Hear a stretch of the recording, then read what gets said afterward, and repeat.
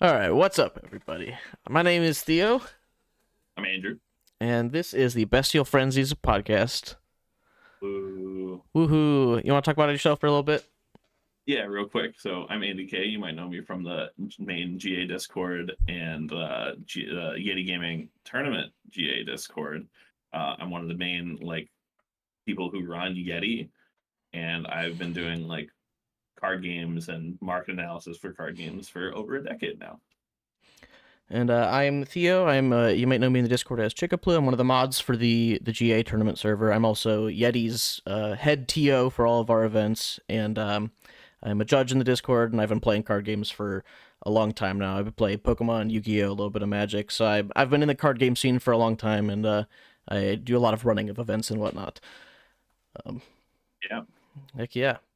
So we're gonna do this podcast. We're gonna talk about some news, some tournament stuff, some data, some market data, just a whole bunch of stuff, just a lot of info about GA for people who are interested in that kind of thing. Yeah. Um, Try to do weekly rounds up of spoilers, what the news is, what the meta is looking like for different things and what the market's done because I look at numbers for the market every day for hours, so I might as well share some of that with you guys. yeah. So speaking of news, anything big going on in like this week updates GA wise? I think the big thing we're seeing is in 2 days, the pre-registration for the Ascent goes live, which is going to be cool. I know the spots for that are limited. I think it was 256 they said, and I don't anticipate it selling out immediately, like day one, but I'm interested to see how much goes and how fast.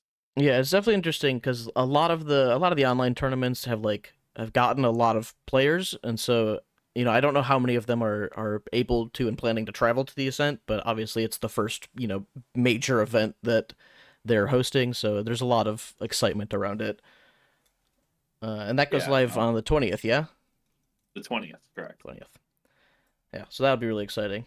Um, I don't think there's too much other like big news from this week. They haven't gone crazy with random spoilers, like they have in the past. Yeah, Uh, Siladar has really reined himself in. He's controlled himself for this. So yeah, I think nothing bad. there was the one major I guess major in air quotes kind of the rules update which now says that players give and pass opportunity at the end of the main phase. So you have the ability to play cards as your opponent is ending their turn basically, and as those cards resolve, you will stay in the main phase, so you could continue after that rather than just going straight to the end phase. Yeah, Um, you get a chance to do stuff before the beginning of the end phase. So the big one, like they were saying, is you can Zephyr your Zephyr assistant before the end phase starts. So you have a chance to actually do stuff on your opponent's turn before the beginning of the end phase. So Zephyr assistant, Zephyr for example, exile something and then brings it back at the beginning of the end phase. So before in the rules, there was no opportunity for you to do that on your opponent's turn because you never got opportunity before the beginning of the end phase, and now you do. Yeah, so that'll be a nice change. It's pretty minor, but it's a good one. I think it's really helpful for the flow of gameplay, and it just makes sense. It's one Yeah, of I those agree. changes. All right, so I don't really think there's anything else news wise. So let's just start talking about like some tournament numbers. So Yep. last week on Thursday we had our launch tournament for the Yeti GA Discord, and it was a Did. huge success, I would Yeah, say. we had 41 people sign up and 39 people stay until actually round two.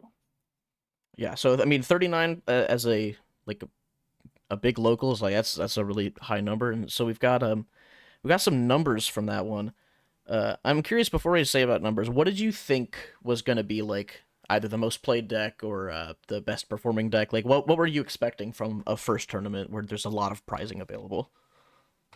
Yeah, so for this tournament, I think it's important for us to note that we gave away. It was advertised as 3 event kits, and we gave away 4 full event kits. So we were getting a lot of people. We were getting a lot of prizes, and so I was expecting we're going to see a lot of Lorraine, and then probably the second most being Rye, and then maybe some Xander, and basically no Sylvie. But I would usually with people right now how the meta is shaped. I think Lorraine is the most popular deck because it has quite a few iterations where you can play. Where Rye, on the other hand, mostly fire if you're playing.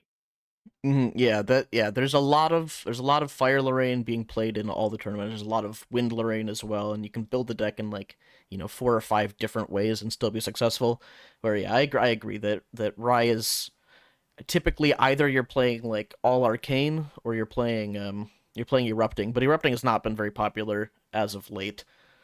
Yeah. Um, so I can actually go ahead and give us the numbers here. So out of 39 total players, we had 10 fire Lorraines, 11 wind Lorraines, and 2 water Lorraines. So Lorraine taking up, about 60% of the total field across the three colors, but mostly fire and wind, which is pretty expected.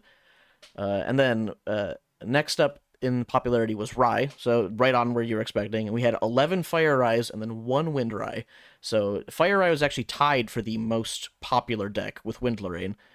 Um, and then for Xander, excuse me, there's not nearly as much popularity for Xander. There was 1 Fire and 1 Water Xander. Um, and then for our tamer friends, there was 1 Sylvie and 1 Alan. Hey, So let's go. so we had at least representation from all the classes, but mostly warrior and mage taking up the field, and again mostly fire. I think the fire there was 24 out of 39 total decks as fire, and 12 out of 39 as wind, and then 3 is water. So yeah, mostly fire, half as much wind, and then water was way behind. Yeah. So yeah. Real quick, we do these tournaments every Thursday at 7 p.m. Central. Link will be in the description for the Discord server. But what were the decks that ended up winning? So Yes, we do 4 rounds. What 4 of? yeah. So there were 2 decks that 4-0'd. There was a Fire Lorraine, which was heavy into Crux cards. It played like 3 on Soul. It wasn't like full on Soul or full Ascension or either or. It was just like a lot of good Crux cards and Lorraine. I like that variant a lot. And then the other 4-0 was actually Fire Arcane Rye. The one you just you turbo, you get up to level 3, you banish all your arcane cards, and then you blast and fireball for a bunch of damage in one turn. Yeah, Something that I really thought powerful.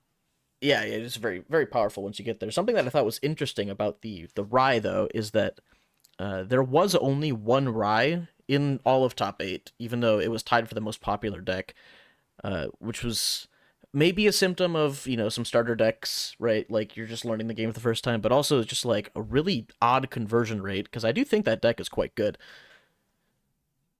Yeah, I agree too. I think it's like we've seen kind of how like the online meta has like developed with like because before these are webcam events and everything before I think people are still doing them are tabletop simulator. So you don't have like as much experimentation as I think you would if you were doing paper or webcam. And I think as the meta like develops, as like more local play is seen, I think we're gonna see more Rye. Yeah, I agree. I think the innate ability to draw cards with Enlightened counters is just very powerful, especially in a game like this where the amount of cards you have equals the amount of cards you can play. And so, being able to generate that advantage is really good. But for this event, it was the Lorraine show in top 8. I think there was 1 Rye which tied for first place, and then there were 6 total Lorraines, 4 fire, 2 wind, and then 1 fire Xander squeaked its way in there. Well, Yeah, that was really interesting. But yeah, it was definitely the Lorraine show. I think our 4-0 Lorraine player, I think he said he played 3 mirror matches and 1 arcane deck. So he played Arcane Ryan the first round, and then played Fire Lorraine, Fire Lorraine, Fire Lorraine. And I guess he's got a good. I guess he knows how to play the mirror the really mirror well, match. right? Because he did it. But yeah, it's definitely the Lorraine shows, and I think that's pretty similar to a lot of the events that have been happening, at least on tabletop sim and online and whatnot. And I think, yeah, it definitely speaks to your point. There's less experimentation, and people are really comfortable on Lorraine as well. Yeah, yeah. It's definitely like the easiest deck to like jump in with. But on the other hand, I play a lot of Water Xander. I think Water Xander is really, really good, especially into Lorraine. But Water Xander is like kind of hard to play, and there's not a starter deck for it, so it's kind of hard to build. So there's a lot less representation, a lot of people playing and trying that. Where And Lorraine, that's the starter deck. It might be fire, but might be wind, but you get like a lot, not your onsoles, but you get most of your, crux cards from just having the starter deck. Easy to play. It's kind of what people are used to, and like, okay, I can attack with allies. I can swing with weapons. It's aggressive Mhm. instead of passive. So more people are like kind of drawn to that in terms of just like when they're new to card games. Yeah, and it's interesting too because like the starter decks that we've had even ever since Prelude have been Lorraine and Rye, and it's been Wind Lorraine and Fire Rye, and those two were still the most popular decks. So people definitely being comfortable on something that they've had access to for a while makes a lot of sense, at least for these first couple events before people start trying to really pick apart the meta and counter everything. Yeah, for sure. Yeah, I think that's all the data we got from our Thursday event. Again, we run these every single Thursday webcam in our Discord, and we'll have a link to join that in the description. Yeah, everyone gets stuff. So even if you're brand new, like we give away event pack or event kit every week, and all the silver packs are evenly divided between people. So even if you're brand new, haven't played the game a lot, only have a couple starter decks, you're still going to walk away with some silver packs, which are pretty good value. And I do have to say the community for this game is incredible. There's a lot of people who are saying like the last Thursday was their first ever event, and all their opponents were like helping them through interactions and like explaining how certain things work. And it's like everyone wants everyone to succeed in this game so far, and it's really nice to see. Yeah, that's a really just like overarching with GA. We've seen at our locals. I've heard other like stores just talking about it. The community is really, really, really good for this game. Like, there's not very much toxicity. I mean, every game's gonna have some toxicity, but like, especially at our locals, like there's like none. People are kind. Hmm. Everyone's still learning too. So I think a lot of people are like really understanding of that. So everyone's trying to help each other, like you said, like build each other up and understand interactions because everyone wants more people to play this game because it's a really, really good game. And the more people you have playing the game, the longer the game's going to be alive. Yeah, absolutely. Yeah, I think one of the coolest things to see, especially like, at our paper locals, is like one person will pull a signature card and the whole room will go wild. It's not like no one's like, oh, I wish that was me. Like everyone's just happy for people who do cool stuff.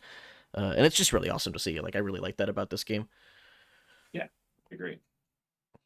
All right, Mr. But Market Man, do you want to talk about your market stuff or do you have something more to add on?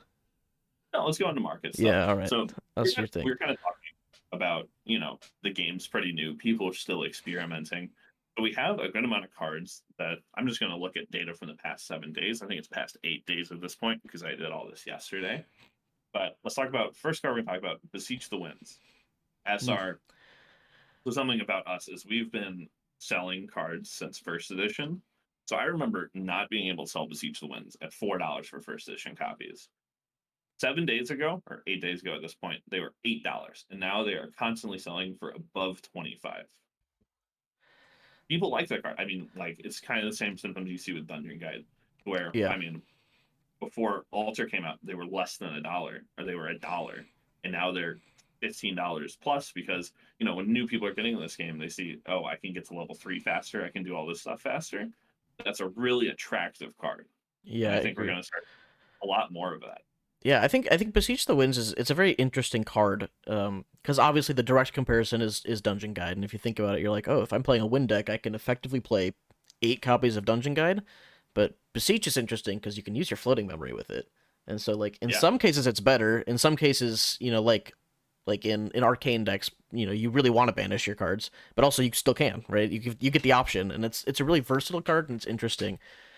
So I see why people are valuing it a lot, and I'm interested to see what they do with that because I don't think it's actually been like very heavily played yet, but obviously people are cooking with something. So yeah, you see it like in when Crux when Lorraine a lot because you can get to level 3, you can pull another sword out, but it's just like, and we're gonna see like this is a card that I think is actually like super playable right now. The next four cards we're gonna talk about in the game's current state with the current meta are not playable. it's true. Yeah, Besiege the Winds it's a good card. It's a very good card, and so I understand why it's expensive. And I'm Uh, not saying they're bad. The meta's still in like absolute discovery. Like the game's only been out what 3 weeks at this point. So I mean, one of these cards I'm naming could be super super good, and just no one's playing it yet. yeah, So the next four cards I'm going to talk about, three of them are super rares, one of them are rares. Coup de Grace, Thousand Refractions, Fervent Beastmaster are the three SRs. Coup de Grace, all these cards 8 days ago were $2 or less, and now all of them are at least $5. Coup de Grace is at like 5. I saw a few copies moving at 10. And by the way, these are all TCG player United States figures. That's the market we're in. That's just what I look at.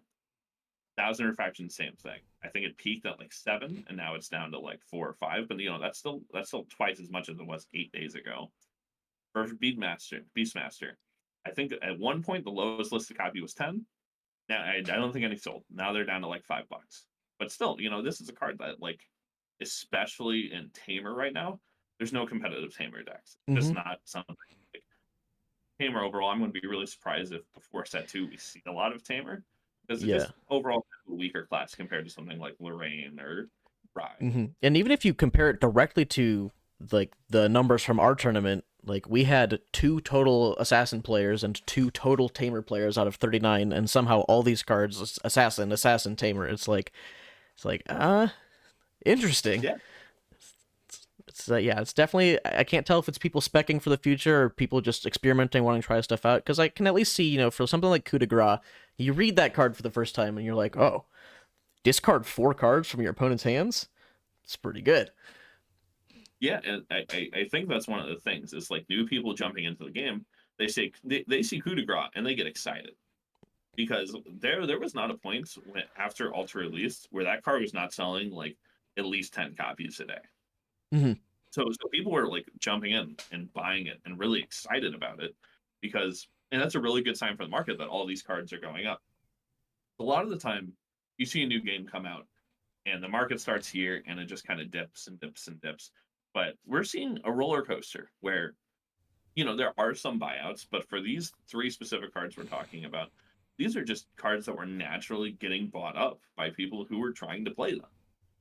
So that's a really good sign for the market that you're seeing a lot of these people who probably don't have any, if many, Grand Archive cards are buying these cards and building their own decks because they think they're cool. Mm-hmm. And I mean, I will say there's a lot of, especially at our paper locals, there's a lot of just Xander hype.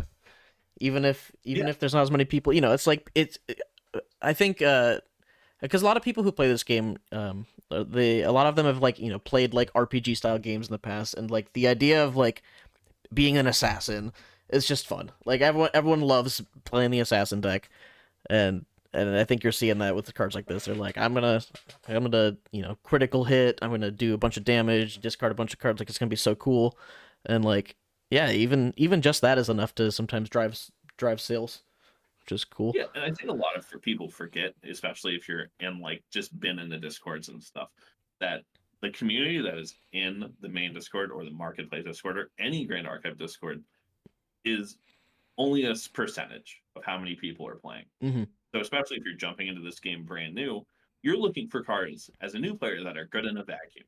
And Coup de Grace, Thousand Refractions, and Fervent Beastmaster are all excellent cards in a vacuum. Yeah, absolutely. Um, the last card. So I said there were 4, 3 SRs and 1 rare. Hmm. Admittedly, this rare is a little better than the other 3. It's actually seeing like play right now. Is Erratic Bolt. Just, it's good in Rye. There are some variants of Rye that just draw a ton of cards and then pick them all back up, and then Erratic Hmm. Bolt's really good for that. But right now, it's just a pretty solid. It has what is it? Arcane. Hmm. It's an arcane card, and Rye just cares about arcane cards.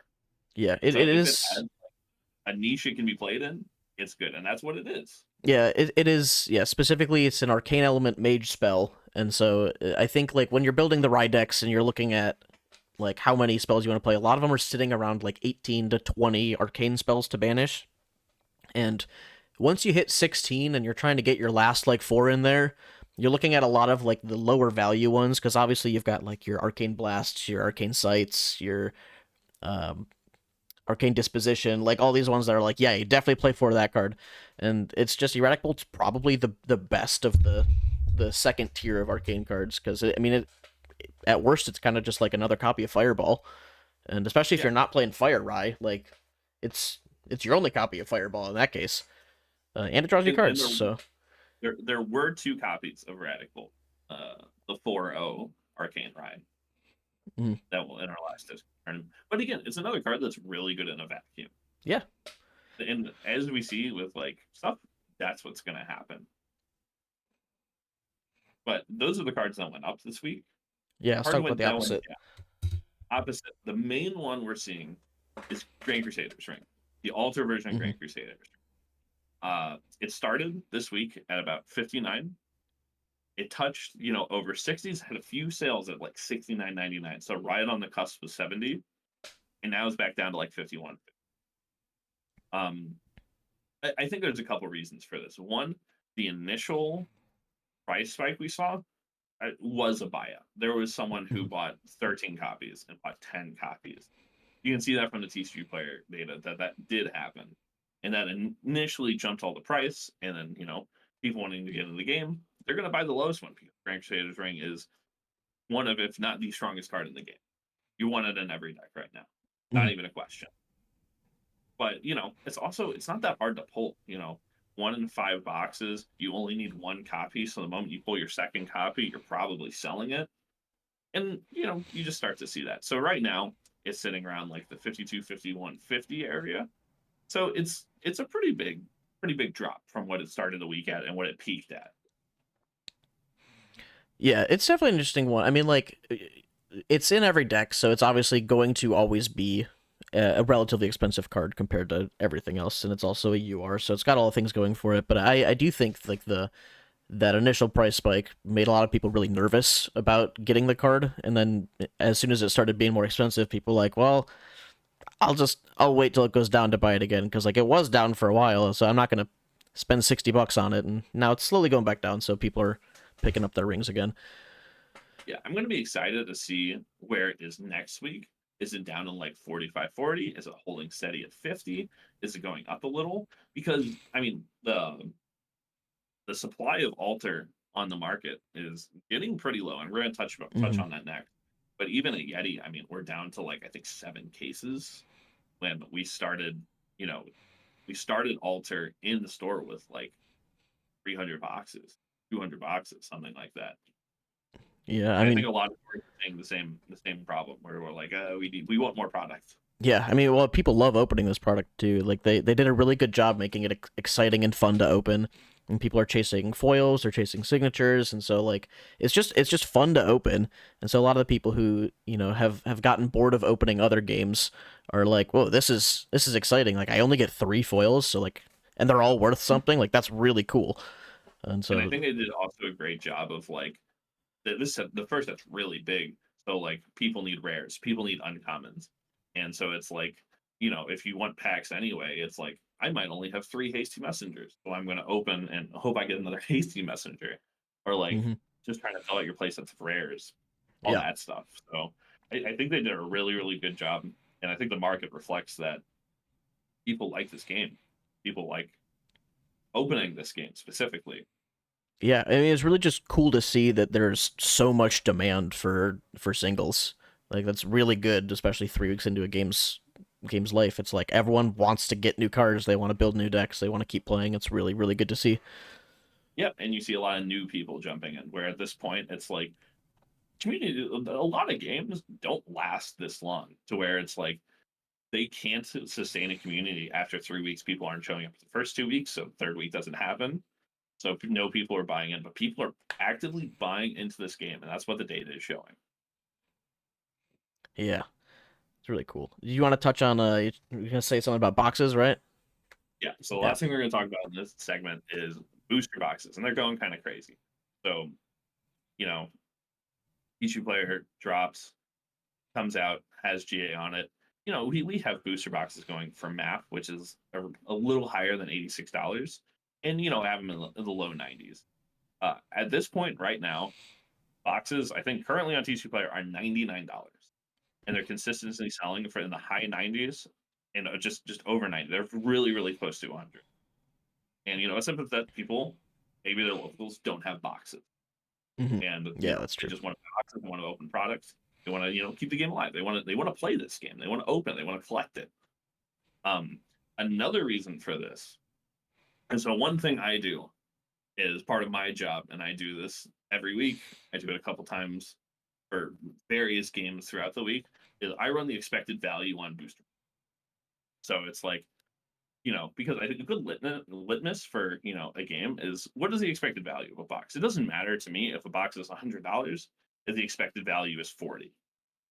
And usually on card games and stuff, you have it to where it almost with 100% certainty, the expected value that you're going to open out of a box is cheaper than the price of booster box. Because, if it's higher, people are just going to buy and open and do that instead of buying singles, which makes sense. Mm. For new games, and we saw this with Flesh and Blood, sometimes it's inverted. And that's what we're seeing right now for GA. So if you don't include any commons, you don't include any uncommons below $1, so you're really just looking at like Hasty Messenger and just like a couple uncommons. You include the rares because all the rares are selling really well. For non-foils in your booster box, you're expected to pull $79.28 worth of value, not including any foils out of a box of Grand Archive Altar, which is pretty exceptional. Like Yeah. the fact that it's almost at map without including any of the foils you open is crazy. So you're going to see a lot of that. So like if you're able to buy a box at map from your local game store or something, you're not going to lose money. It's actually better for you to open that box than to buy singles. And that's absolutely wild. Just like from almost every other game's perspective, it's just like everyone says, don't open product, buy singles, buy singles, buy singles. But for this game, it's like, no, actually, open product. It's really good. Yeah. It's really good to open. And then you mix in the foils into this. Mm-hmm. And so how I calculate my foils, because if you look on TCG Player, a lot of foils don't have sales. I'm not going to look at Discord sales for that. So basically, if a card doesn't have a sale, I usually just make it to where I put it at a 4. So if like you have a common that doesn't have a sale, a common foil that doesn't have a sale, I want to have its value placed at like $3. For a foil, I'm going to put it at $4 because it's just not fair to like, oh, this foil common is listed at $28. It doesn't make sense to have it calculated in your expected value at $28 if there's not a chance in hell you're going to get $28 for it. So I'm fairly conservative with the for foils. Now, if you include the foils in your booster box, the expected value of a Grand Archive Altar Edition booster box is $136.84. And a lot of people's initial reaction to that is, I mean, you have to still hit, one of the CSRs for that value. CSRs only take up $19 of that value. So even if you don't include the CSRs, just assume you're not going to hit one, you're still expected to get over $115 worth of value out of your booster box. That's like astonishing. That's really good. That's really, No, and that's especially for a new game, that shows that people are playing and people are wanting and people are excited about this game because a lot of it, like one of the big things talking to the devs and everything is they want this to be first and foremost a card game people play. But secondly, they want this to be something people have the ability to collect. And I think they've done a fantastic job limiting the foils to 3 per box. And the values of foils is showing that. Because like even bad foils, the worst one is Port Smuggle at $2. But your average, common foil is about $6 right now.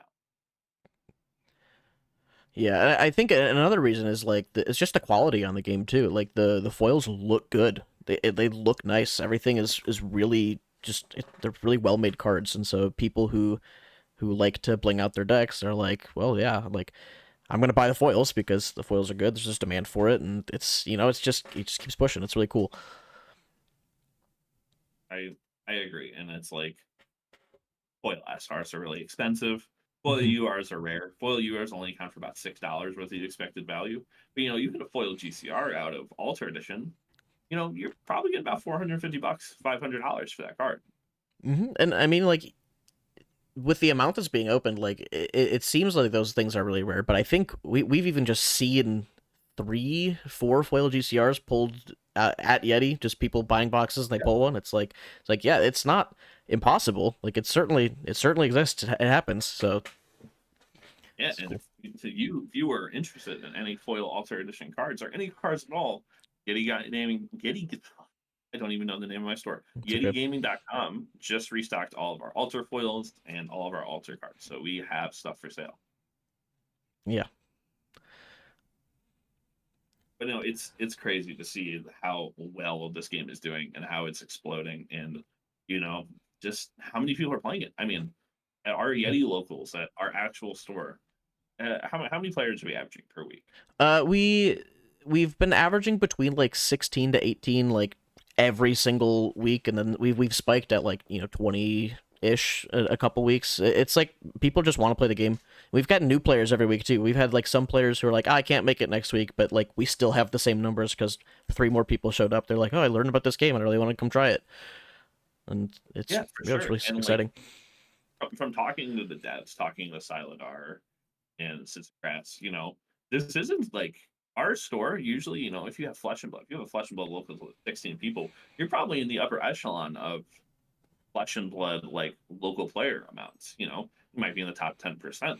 But from what I'm hearing is like this amount of players is fairly average right now, which is insane for a new Mhm. card game. I haven't seen this level of excitement over a card game.